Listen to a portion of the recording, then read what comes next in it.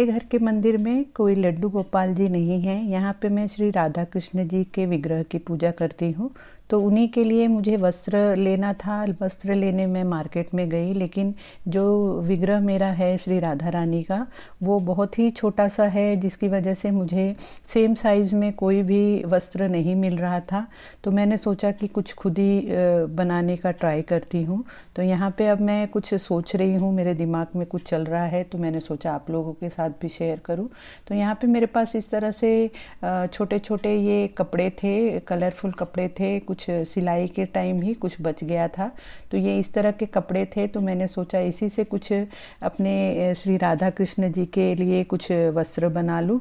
तो यहाँ पे देखिए इस तरह के दो मेरे पास कलर के कपड़े हैं, तो इसी को मैं कुछ बनाऊंगी। इसमें मैं यहाँ दो इस तरह से लेस भी लाई है मैंने, तो दोनों को उसमें ही जॉइंट करके कुछ अच्छा सा वस्त्र बनाएंगे हम श्री राधा कृष्ण जी के लिए।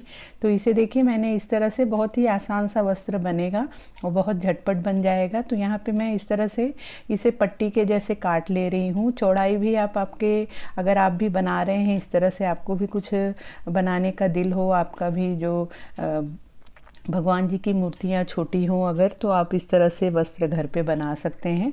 तो इस तरह से इसे काट के तीन तरफ से इसे मैं सिलाई कर ले रही हूँ, और सिलाई करके फिर इसे पलट दूंगी। पलट देने के बाद इस तरह से देखिए एक पट्टी जैसा बन गया है, और नीचे की तरफ से भी उसे अच्छे से फोल्ड कर देंगे। फिनिशिंग लाने के लिए चारों तरफ से इसे मैं इस तरह से दाब पट्टी लगा दे रही हूँ, मतलब दाब सिलाई मार दे रही हूँ, जिससे कि कपड़े में अच्छे से फिनिशिंग आ जाती है। और उसके बाद यहाँ पे ये वाला लेस लगा के इसमें बीच में मैं इस तरह से लेस लगा दे रही हूँ। इस तरह से लेस लगा देंगे तो काफ़ी सुंदर सा एक हमारे भगवान जी का वस्त्र रेडी हो जाएगा। तो इसे देखिए मैंने इस तरह से रेडी कर लिया है। इसी तरह से दूसरा वाला भी रेडी कर लूँगी।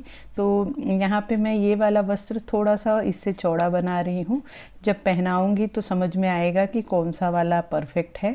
तो इस तरह से देखिए दो मैंने इस तरह से, एक चौड़ा एक पतला, इस तरह से वस्त्र बना लिया है। और इसे पहनाने के लिए इस तरह से उसे मैं घुमा के और नीचे की तरफ कोई सेफ्टी पिन लगा के और आराम से भगवान जी को पहना सकती हूँ।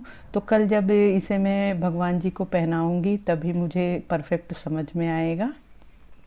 जैसा कि मैंने पहले ही बताया कि मेरे पास लड्डू गोपाल जी नहीं हैं, मेरे पास श्री राधा कृष्ण जी हैं। तो मैं यहाँ पे जन्म अष्टमी नहीं मनाती हूँ, श्री मैं राधा कृष्ण जी का पूजा करती हूँ, तो वही मैं आप लोगों के साथ शेयर करूँगी।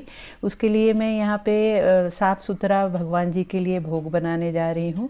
तो भगवान जी के लिए वस्त्र तो रेडी कर लिया है, तो सोचा कि उनके लिए अच्छा सा भोग बनाया जाए। तो भोग में यहाँ पे मैं पंचमेवा का लड्डू बनाती हूँ, वही मैंने सोचा आप लोगों के साथ भी शेयर करूं। तो यहाँ पे सबसे पहले ड्राई फ्रूट्स का डब्बा निकाल ले रही हूँ। मैं अलग से भगवान जी के लिए लड्डू बनाने के लिए या उनको भोग लगाने के लिए ड्राई फ्रूट्स को अलग से रखती हूँ, क्योंकि रेगुलर में अगर रख देते हैं तो घर के मेंबर उसे जूठा कर देते हैं, और भगवान जी के लिए जूठा रखना तो अच्छा नहीं है। तो इस तरह से मैं अलग एक डब्बे में सब चीज़ों को रखती हूँ। तो यहाँ मैं वही चेक कर रही हूँ कि मेरे पास क्या क्या ड्राई फ्रूट्स है। यहाँ पे देखिए लड्डू बनाने के लिए सबसे पहले मैंने कढ़ाई में 2 चम्मच देसी घी डाल दिया है।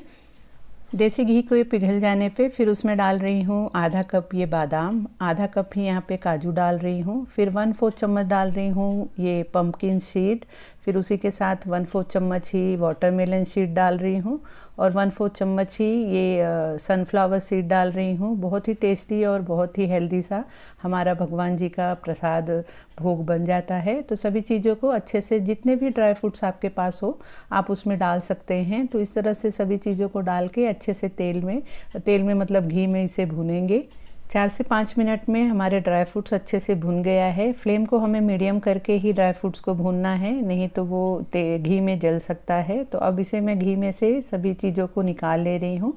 फिर घी में जो बचा हुआ घी है उसमें डाल रही हूँ ये आधा कप ही यहाँ पे किशमिश डाल रही हूँ, और किशमिश को 1 से 2 मिनट ही इस तरह से घी में भुनेंगे तो आप देखेंगे कि बहुत अच्छी तरह से ये फूल जाता है, और इसे तुरंत ही फिर हमें घी में से निकाल लेना है। अब फिर मैं क्या कर रही हूँ, जो बचा हुआ घी है उसी में फिर यहाँ पे मैं 3 कप मखाने डाल रही हूँ, और मखाने को घी में अच्छे से भून लेना है, अच्छा क्रिस्पी होना चाहिए। तो यहाँ पे 3 कप मखानों को आराम से 3-4 मिनट से ज़्यादा ही लग जाएगा भूनने में।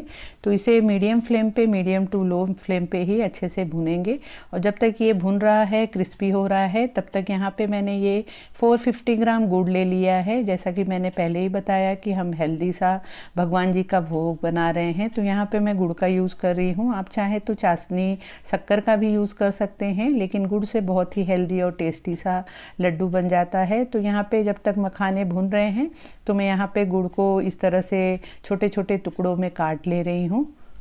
सभी ड्राई फ्रूट्स हमारे अच्छे से भुन गए हैं, उसे हमें अच्छे से ठंडा कर लेना है। और उसके बाद अब यहाँ पे कढ़ाई, सेम उसी कढ़ाई में मैं जो गुड़ को इस तरह से टुकड़ों में कट करके रखी थी उसे इसमें डाल दे रही हूँ। इस तरह से जब गुड़ को हम टुकड़ों में छोटा छोटा काट लेते हैं तो जल्दी से ये पिघल जाता है, मेल्ट हो जाता है। और यहाँ पर गुड़ की हमें कोई चाशनी नहीं बनानी है, सिर्फ इसे मेल्ट करके लेना है। जब तक गुड़ मेल्ट हो रहा है तो हम सभी जो ड्राई फ्रूट्स को हमने भून के रखा है उसे सभी को पीस लेंगे। तो यहाँ पे एकदम मतलब हमें बारीक पाउडर नहीं बनाना है, एकदम महीन भी नहीं करना है, मीडियम में ही उसे हमें सभी ड्राई फ्रूट्स को पीस लेना है। आधे आधे टुकड़े या दरदरा सा हमें पेस्ट बना लेना है। देखिए इस तरह से मैंने इसे आधे आधे टुकड़ों में इस तरह से ग्राइंड कर लिया है सभी ड्राई फ्रूट्स को। अब इसी तरह से हम मखाने को भी कर लेंगे। मखाने का भी पूरा पाउडर नहीं करना है, थोड़ा सा ही पल्स मोड पे इसे ऑन ऑफ करके हमें पेस्ट कर लेना है, मतलब टुकड़े कर लेना है। देखिए इसी तरह से मखाने को भी मैंने ग्राइंड कर लिया है और उतने देर में ही हमारा गुड़ मेल्ट हो चुका है। गुड़ को इस तरह से मेल्ट होने देना है, बहुत ज़्यादा इसे हमें गाढ़ा नहीं करना है। सिर्फ जैसे ही मेल्ट हो जाए हमें फ्लेम को बंद कर देना है। और बंद करके अब यहाँ पे जो भी हमने सभी ड्राई फ्रूट्स को ग्राइंड करके रखा है उसे सब इसमें डाल देंगे। तो यहाँ पे जो बादाम काजू का ग्राइंड किया था उसे डाल रही हूँ, उसी के साथ मखाना डाल रही हूँ, फिर जो किशमिश है उसे डाल रही हूँ, उसी के साथ यहाँ पे आधा कप ये नारियल का पाउडर डाल रही हूँ, डेसिकेटेड कोकोनट डाल रही हूँ। और सभी चीज़ों को अच्छे से फटाफट गुड़ में मिक्स कर लेंगे। फ्लेम तो हमने बंद ही कर दिया है, तो कढ़ाई को हम नीचे प्लेटफॉर्म पे ले लेंगे और अच्छी तरह से सभी चीज़ों को मिक्स करेंगे। और तुरंत ही इसे मिक्स करने के बाद हमें लड्डू नहीं बनाना है, क्योंकि गुड़ गरम है और हाथ में हमारे लग सकता है, हम जल सकते हैं। तो इसे थोड़ा ठंडा होने देंगे। और आप सोच रहे होंगे कि इस तरह से तो ये ड्राई लग रहा है, लड्डू कैसे बनेगा। तो इस स्टेज पे आप इसमें थोड़ा सा 2-3 चम्मच दूध के छींटे मार सकते हैं। मैं यहाँ पे 2-3 चम्मच दूध ही डाल रही हूँ, गरम दूध ही, मतलब कुक किया हुआ दूध ही हमें इसमें यूज़ करना है। आप चाहें तो घी भी डाल सकते हैं, लेकिन ऑलरेडी घी काफ़ी इसमें मैंने डाल दिया है, तो अब मुझे घी नहीं डालना है। तो मैं 2-3 चम्मच इस तरह से दूध डाल के और अब इसे अच्छी तरह से मिक्स कर ले रही हूँ। और मिक्स करके अब फटाफट लड्डू बनाएंगे। बहुत ही आराम से और आसानी से लड्डू बन जाते हैं। तो देखिए बहुत ही हेल्दी सा और टेस्टी सा हमारा कृष्ण जी के लिए लड्डू बन चुका है। देखिए सभी लड्डू मैंने रेडी कर लिया है। बहुत ही झटपट आधे घंटे में ही ये लड्डू रेडी हो जाता है और बहुत ही हेल्दी सा और टेस्टी सा लड्डू बनता है। तो एक बार आप इसे ज़रूर ट्राई करना। आज है 7 सितंबर और ये मैंने जो लड्डू बनाया था, भगवान जी के वस्त्र बनाए थे, वो मैंने 6 सितंबर को एक दिन पहले मैंने तैयारी कर ली थी। तो सुबह सुबह सब काम घर का करके और मैं अब आ गई हूँ मंदिर में। मंदिर में आके सबसे पहले भगवान जी को प्रणाम करती हूँ। और यहाँ पे मैंने गंगा जल रख रखा है, तो पहले सबसे पहले उसका छिड़काव करती हूँ, सभी जगह को अच्छे से साफ़ शुद्ध करती हूँ। अब यहाँ पे सबसे पहले मैं मंदिर में पूजा कर लूँगी। मंदिर में एक बार पूजा कर लेने पे मन को शांति हो जाती है। फिर आराम से मैं मेरे श्री राधा कृष्ण जी का पूजा करूँगी। तो यहाँ पे सबसे पहले आप सभी को जन्माष्टमी की ढेर सारी शुभकामनाएं। भगवान जी आप सबकी मनोकामना पूर्ण करें। तो अब यहाँ पे देखिए मंदिर में मेरे भगवान जी की पूजा हो चुकी है, बहुत अच्छे से मेरे मंदिर की पूजा हो चुकी है। अब यहाँ पे हम अपने श्री राधा कृष्ण जी की पूजा करूँगी। तो मंदिर के ही नीचे मैं पूजा करूंगी। तो यहाँ पे सबसे पहले पूजा करने से पहले मैं छोटी सी स्वस्तिक बना लेती हूँ। और स्वस्तिक बना के फिर नीचे मैंने एक पीढ़ा रख दिया है और पीढ़े पे एक पीला कलर का आसन बिछा दिया है। और उससे पहले मैं यहाँ पे रंगोली बनाना पसंद करती हूँ। आप लोग मेरी वीडियो अगर रेगुलर देख रहे होंगे तो आप लोगों को पता होगा कि मैं कोई भी पूजा पाठ जब करती हूँ तो मुझे रंगोली बनाना बहुत पसंद है। तो यहाँ पे छोटा मोटा मैं रंगोली बना ले रही हूँ। उसके बाद यहाँ पे सबसे पहले पूजा शुरू करने से पहले धूप दिया कर दे रही हूँ, दिया जला दे रही हूँ। और मैंने गणपति जी की पूजा मंदिर में ही कर ली थी, क्योंकि कोई भी पूजा करने से पहले हमें श्री गणेश जी की पूजा करनी होती है, तो वो मैंने मंदिर में कर लिया है। तो अब यहाँ पे मैं डायरेक्ट श्री राधा कृष्ण जी की पूजा करना शुरू करूँगी। अब यहाँ पे मैं सबसे पहले मेरे श्री राधा कृष्ण जी का अभिषेक करूँगी, उन्हें स्नान कराऊँगी। तो उन्हें मैं इस तरह से एक थाली रख के और उसमें फूलों का आसन लगा के और फिर उनका मैं स्नान कराऊँगी। ये भी आप आपके श्रद्धा भक्ति और आपके मन के भाव के हिसाब से चीज़ें कर सकती हैं। यहाँ पे कोई भी कंपलसरी नहीं होता है कि हमें इसी तरह से करना है या उसी तरह से करना है। भगवान हमारे भाव के भूखे होते हैं। तो यहाँ पे इस तरह से भगवान जी को विराजमान कर देने के बाद सबसे पहले मैं उन्हें गंगा जल से स्नान करा रही हूँ, उनका अभिषेक कर रही हूँ। फिर उसके बाद पंचामृत से अभिषेक कर रही हूँ। पंचामृत से अभिषेक करते करते यहाँ पे ओम नमो भगवते वासुदेवाय का पाठ करते रहे, मंत्र जाप करते रहें।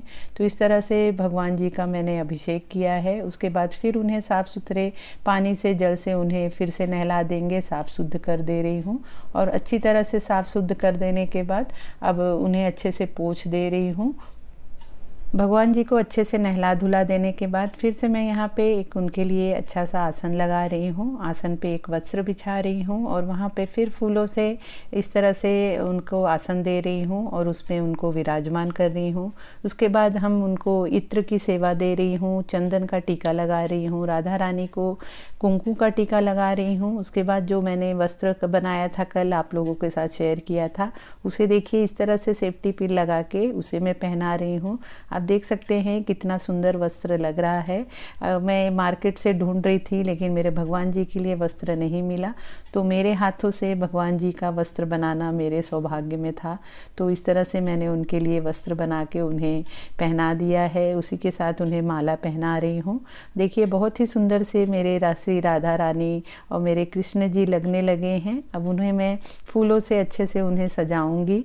फूलों से जब तक मैं नहीं सजाती हूँ तो मेरे मन को संतुष्टि नहीं मिलती है, एक मुझे अलग ही सेटिस्फेक्शन मिलता है। तो इस तरह से देखिए फूलों से मैं भगवान जी को अच्छे से सजा रही हूँ। अब यहाँ पे मैं भगवान जी को भोग लगा रही हूँ। तो जो मैंने कल पंचमेवा का लड्डू बनाया था उसे भोग में चढ़ा रही हूँ। उसी के साथ ककड़ी का भोग बहुत ही मेन होता है, तो उसे भी चढ़ाना चाहिए। साथ ही पंचामृत बना के चढ़ा रही हूँ और फल का भोग लगा रही हूँ।